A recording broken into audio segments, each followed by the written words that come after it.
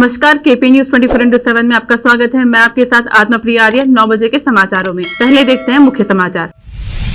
बीजापुर में सिद्धरामैया का 74वां जन्मदिन मनाया गया। कर्नाटक के सीएम बोम्मई कर रहे हैं वर्क फ्रॉम होम, नहीं मिला आधिकारिक आवाज। कर्नाटक में कोविड मामलों में वृद्धि के बीच 16 अगस्त से आंशिक तालाबंदी की संभावना। बोम्मई सरकार के लिए उल्टी गिनती शुरू, बीएसवाई के बिना भाजपा कुछ भी नहीं, एसआर पाटिल।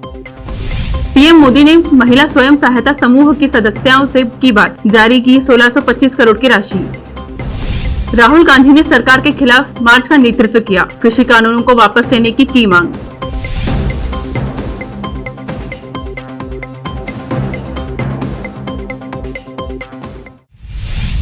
अब समाचार विस्तार से। आज बीजापुर शहर में स्वास्थ्य कार्यकर्ताओं के कार्यक्रम का आयोजन किया गया। इस अवसर पर स्वास्थ्य संबंधित और कोरोना की तीसरी लहर के संबंध में जागृति लाई गई। पूर्व मंत्री अप्पा साहब पटन शेट्टी ने हमारे चैनल से बात की। भारतीय जनता पक्षದ ವೈದ್ಯಕೀಯ ಪ್ರಕೋಷ್ಠದ ಆರೋಗ್ಯ ಕಾರ್ಯಕರ್ತರು ಸಭೆಯನ್ನು ಇವತ್ತು ನಮ್ಮ ಜಿಲ್ಲಾ ಸಭೆಯನ್ನು ಕರೆಯಲಾಗಿದೆ. ಕೊರೋನಾ ಮೂರನೇ ಅಲೆ ಒಂದು ಭೀತಿಯ ಸಂದರ್ಭದಲ್ಲಿ ಯಾವ ರೀತಿ ಜನರ ಜೊತೆ ಕೆಲಸ ಮಾಡಬೇಕು, ಯಾವ ರೀತಿ ಜನರ ಸಂಕಷ್ಟಕ್ಕೆ ನಾವು ಭಾಗಿಯಾಗಬೇಕು ಹಾಗೂ ಜನರಿಗೆ ಧೈರ್ಯ ತುಂಬುವಂಥ ಕೆಲಸ ಮತ್ತು ಅವರ ಸಂಕಷ್ಟದಲ್ಲಿ ನಾವು ಪಾತ್ರ ಏನು ಅನ್ನುವಂಥ ಕಾರ್ಯಕರ್ತರಿಗೆ ನಮ್ಮ ಜಿಲ್ಲಾ ವೈದ್ಯಕೀಯ ಪ್ರಕೋಷ್ಠ ಮತ್ತು ಜಿಲ್ಲಾ ಒಂದು ಭಾರತೀಯ ಜನತಾ ಪಕ್ಷದ ಒಂದು ಪದಾಧಿಕಾರಿ ಮುಖಾಂತರ ಅವರಿಗೆಲ್ಲ ಒಂದು ಸಭೆಯನ್ನು ಕರೆದು ಅವರಿಗೆಲ್ಲ ಸೂಚನೆ ಕೊಟ್ಟು ಬರುವಂಥ ದಿನಮಾನಗಳು ಏನಾದರೂ ಮತ್ತೆ ಹಾಲಿ ಎಪ್ಪಿಸಿದ್ರೆ ಯಾವ ರೀತಿ ಕಾರ್ಯವನ್ನು ವೈದ್ಯಕೀಯ ಕ್ಷೇತ್ರದ ಜೊತೆನೇ ಕಾರ್ಯಕರ್ತರು ಯಾವ ರೀತಿ ಭಾಗವಹಿಸಬೇಕು ಅನ್ನುವಂಥ हलवार विचारಗಳನ್ನು ಇವತ್ತು ಚರ್ಚೆನ ಇವತ್ತು ನಡೀತಾ ಇದೆ। आज बीजापुर शहर के अंबेडकर स्टेडियम के सिंह कुर्बा समाज और अन्य लोगों ने पूर्व मंत्री का 74वां जन्मदिन मनाया। इस अवसर पर कांग्रेस के नेता आदि उपस्थित थे। ಹಿಂದುಳಿದ ವರ್ಗದ ಆಶಾಕಿರಣ, ಬಡವರ ಭಾಗ್ಯವಿದಾತ, ಎಲ್ಲ ವರ್ಗದ ಬಡವರ ಬಗ್ಗೆ ಅಪಾರ ಕಾಳಜಿಯನ್ನು ಇಟ್ಟುಕೊಂಡಂತಹ ಆಧುನಿಕ ದೇವರಾಜ ಅರಸಂದಂಥ ತಮ್ಮ 5 ವರ್ಷಗಳ ಆಡಳಿತದ ಅವಧಿಯಲ್ಲಿ ದೀನರು, ದಲಿತರು, ಬಡವರು, ಕೃಷಿಕರು, ಮಹಿಳೆಯರು, ವಿದ್ಯಾರ್ಥಿಗಳು ಹೀಗೆ ಎಲ್ಲ ವರ್ಗದ ಜನರ ಪರವಾಗಿ ಉತ್ತಮ ಯೋಜನೆಗಳನ್ನು ರೂಪಿಸಿ ಹಸಿವು ಮುಕ್ತ ಕರ್ನಾಟಕ, ಯಾರೂ ಹಸಿವಿನಿಂದ ಕರ್ನಾಟಕದಲ್ಲಿ ಮಲಗಬಾರದು ಅನ್ನೋಂಥ ಉದಾತ್ತ ವಿಚಾರಗಳನ್ನು ಹೊಂದಿ ಯಶಸ್ವಿಯಾಗಿ 5 ವರ್ಷ ಅಧಿಕಾರವನ್ನು ನೀಡಿದಂಥ ಸಿದ್ದರಾಮಯ್ಯ ಸಾಹೇಬರದ ಇವತ್ತು 74ನೇ ವರ್ಷದ ಹುಟ್ಟುಹಬ್ಬ. ಆ ನಿಮಿತ್ತ ಇವತ್ತು ಎಲ್ಲ ವರ್ಗಗಳ ಯುವಕರು ಸೇರಿ ಸಿದ್ದರಾಮಯ್ಯ ಸಾಹೇಬರ ಒಂದು ಆದರ್ಶ ವಿಚಾರಗಳನ್ನು ಭವಿಷ್ಯದ ದಿನಗಳಲ್ಲಿ। कर्नाटक के नए मुख्यमंत्री बसवराज बोम्मई इन दिनों वर्क फ्रॉम होम ही कर रहे हैं। उन्हें अब तक मुख्यमंत्री का आधिकारिक आवास नहीं मिल पाया है। इसके कारण वह आरटी नगर स्थित अपने घर से ही काम कर रहे हैं और बैठकों के लिए सरकारी गेस्ट हाउस कुमार ग्रुप जाते हैं। ऐसा इसलिए है कि पूर्व मुख्यमंत्री बीएस येडियुरप्पा ने सीएम पद छोड़ने के बाद भी मध्य बेंगलुरु में स्थित ब्रिटिश काल का बंगला कावेरी छोड़ने का फैसला नहीं लिया है। वह अब भी वहाँ रहना चाहते हैं और बोम्मई शायद उनसे बंगला खाली करने को नहीं कह सकते। जैसा कि राज्य में कोरोना के मामलों की बढ़ती संख्या जारी है, बुधवार को मीडिया रिपोर्ट में दावा किया गया कि कर्नाटक सरकार 16 अगस्त से राज्य में आंशिक तालाबंदी कर सकती है। राज्य सरकार के करीबी सूत्रों ने कहा कि सरकार द्वारा पूरे राज्य में 16 अगस्त से आंशिक तालाबंदी की संभावना है। सेंट्रल डिवीजन पुलिस ने बुधवार को शहर में उपद्रवी तत्वों को देसी पिस्तौल और गोला बारूद बेचने का प्रयास करने वाले 4 लोगों को गिरफ्तार किया। बिहार के सुल्तानगंज से अवैध रूप से हथियार मंगवाए और उन्हें कब्रिस्तान के पास एक सुनसान जगह पर बेच दिया। अशोकनगर पुलिस सीमा में होसुर रोड से दूर आरोपी बिहार के सुल्तानगंज के हथियार कारोबारी लुट्टन सिंह के संपर्क में थे। उन्होंने सिंह से अवैध रूप से देसी पिस्तौल खरीदी और उन्हें बेंगलुरु में विभिन्न असामाजिक तत्वों को बेचने की कोशिश कर रहे थे। विधान परिषद के विपक्ष के नेता एसआर पाटिल ने कहा कि बसवराज बोम्मई के नेतृत्व वाली भाजपा सरकार के लिए उल्टी गिनती शुरू हो गई है, क्योंकि भगवा पार्टी बीएस येडियुरप्पा के बिना कुछ भी नहीं है। उन्होंने कहा कि जब मैंने लगभग 6 महीने पहले यह बताया तो भाजपा नेताओं ने हंगामा किया था। मेरा बयान अब सच हो गया है। भाजपा अब विभाजित सदन है और बोम्मई सरकार की वैधता जल्द ही समाप्त होने वाली है। पाटिल ने भविष्यवाणी की, नेता कुर्सी के लिए लड़ रहे हैं और मंत्री विभागों के बंटवारे से खफा हैं और कुछ मंत्री नकदी से भरपूर विभागों की मांग कर रहे हैं। इसलिए यह सरकार लंबे समय तक नहीं चलेगी और अगले विधानसभा चुनावों में कांग्रेस निश्चित रूप से सत्ता में आएगी। कोरोना वायरस की दूसरी लहर अब शांत हो गई है, लेकिन खतरा अभी टला नहीं है। विशेषज्ञ लगातार तीसरी लहर को लेकर चेतावनी दे रहे हैं। विशेषज्ञों का कहना है कि तीसरी लहर का सबसे ज्यादा असर बच्चों पर देखा जाएगा। इस बीच ऐसा लग रहा है कि देश में तीसरी लहर ने अपनी दस्तक दे दी है। गुरुवार को देश में कोरोना के 41,195 नए मामले सामने आए हैं। इस बीच बेंगलुरु में पिछले 5 दिनों में 242 बच्चे कोरोना पॉजिटिव पाए गए हैं। विशेषज्ञों ने चेतावनी दी है कि आने वाले समय में ये मामले बढ़ सकते हैं। अब समय एक छोटे से ब्रेक का, जल्द लौटते हैं ब्रेक के बाद। हिंदुस्तान के हर कोने में हम हैं मौजूद। 24 घंटे हालात पर गहरी नजर, खबरों से जुड़े चुपते सवालात, और आपको दिखाता है धार्मिक, सामाजिक, राजनीतिक, लोकल और इंटरनेशनल न्यूज की सबसे बेहतर कवरेज, जो आपको रखती है हर पल बाखबर। देश और दुनिया भर की खबर के लिए देखते रहें केपी न्यूज 24/7।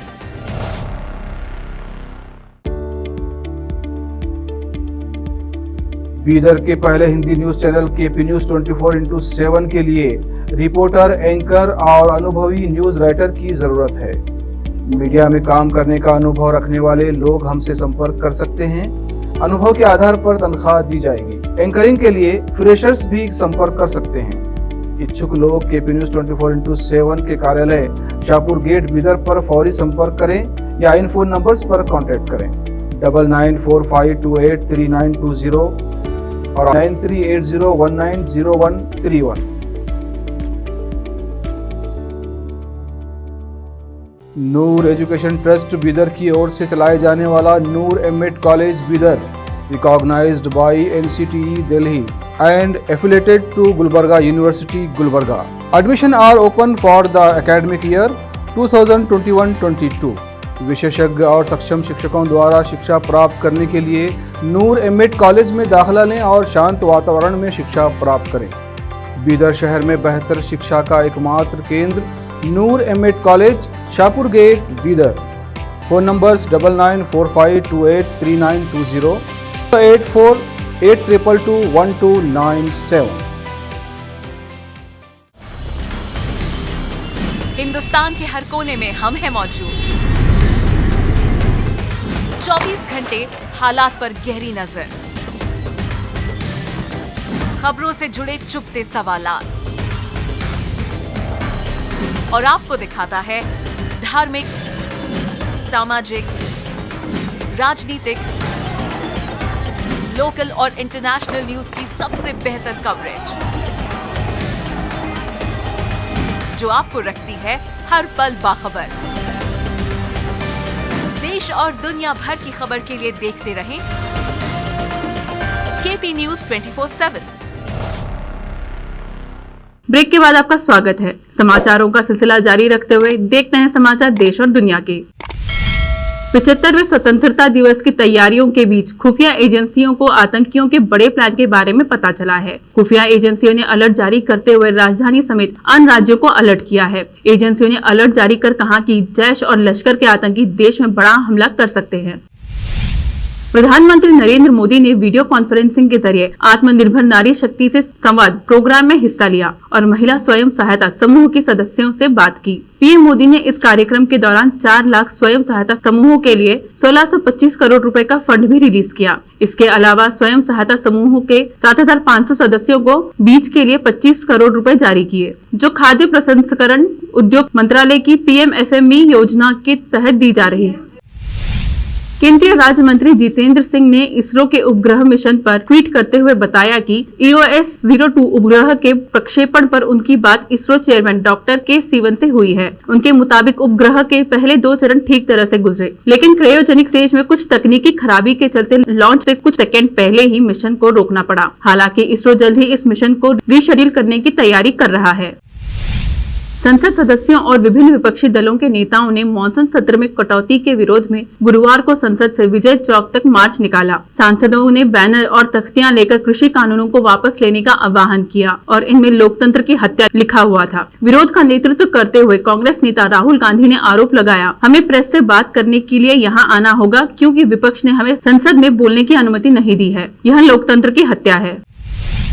अन्य पिछड़ा वर्ग ओबीसी की पहचान के लिए राज्यों को अधिकार प्रदान करने वाले विधेयक के पारित होने की सराहना करते हुए प्रधानमंत्री नरेंद्र मोदी ने बुधवार को कहा कि यह वंचित वर्गों के लिए गरिमा, अवसर और न्याय सुनिश्चित करने की दिशा में उनकी सरकार की प्रतिबद्धता को रेखांकित करता है।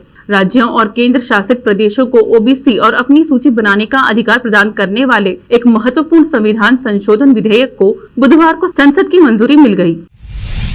कांग्रेस के पूर्व अध्यक्ष राहुल गांधी और कई अन्य विपक्षी दलों के नेताओं ने राज्यसभा में कुछ महिला सांसदों के साथ कथित धक्का मुक्की की घटना को बृहस्पतिवार को लोकतंत्र की हत्या करार दिया। उन्होंने इस मुद्दे, पेगासस जासूसी मामला और केंद्रीय कृषि कानूनों को लेकर सरकार के खिलाफ प्रदर्शन किया। राहुल गांधी ने आरोप भी लगाया कि राज्यसभा में महिला सांसदों की पिटाई की गई और इस संसद सत्र में देश के 60% लोगों की आवाज को दबाया गया, अपमानित किया गया तथा विपक्ष को जनता के मुद्दे उठाने का मौका नहीं दिया गया। इजराइल पर चीन का साइबर अटैक, हैकर्स ने सरकारी कंपनियों का डेटा चुराया। मिडिल ईस्ट ने अपना दबदबा बनाने की कोशिश में चीन के हैकर्स ने इजराइल में बड़े स्तर पर साइबर अटैक किया है। चीन के साइबर ग्रुप UNC215 ने इजराइल के सरकारी संस्थाओं, IT कंपनियों के अलावा टेलीकॉम सेक्टर से जुड़ी कंपनियों को निशाना बनाया है। अब समाचार फिल्मी दुनिया के। अजय देवगन की बेटी नायसा बुधवार शाम को भुज द प्राइड ऑफ इंडिया के प्रीमियर में अपने परिवार के साथ शामिल हुई थी। उस दौरान नायसा देवगन काफी मस्ती के मूड में नजर आई। तापसी पन्नू की फिल्म रश्मि रॉकेट स्पोर्ट्स पर आधारित है। इस फिल्म को डिजिटल प्लेटफॉर्म पर रिलीज किए जाने की चर्चा है। देखते हैं खेल जगत के समाचार। टोक्यो ओलंपिक में जीते गए 7 पदकों में से महज एक पदक ऐसा है जो विशुद्ध रूप से देसी कोच के दम पर जीता गया। भारोत्तोलक मीराबाई चानू के रजत पदक के पीछे मोदी नगर के द्रोणाचार्य अवार्डी कोच विजय शर्मा का हाथ है। मीरा को तो देश ने हाथों हाथ उठा लिया, लेकिन उनके गुरु को उनके राज्य उत्तर प्रदेश ने ही बधाई के लायक नहीं समझा। कांस्य पदक से संतुष्टि नहीं। बॉक्सर लवलीना ने कहा, पेरिस ओलंपिक में गोल्ड मेडल जीत अधूरे सपने को करूंगी पूरा।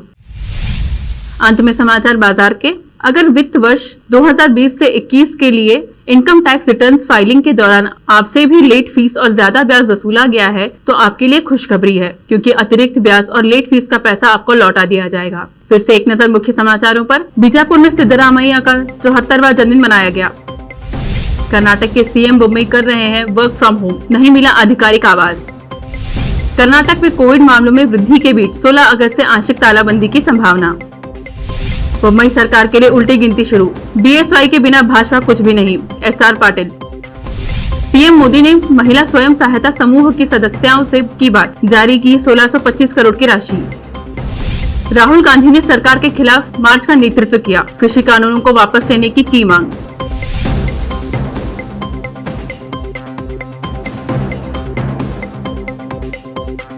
KP न्यूज में फिलहाल इतना ही। देश प्रदेश के समाचारों के लिए जुड़े रहिए KP न्यूज 24/7 से। धन्यवाद।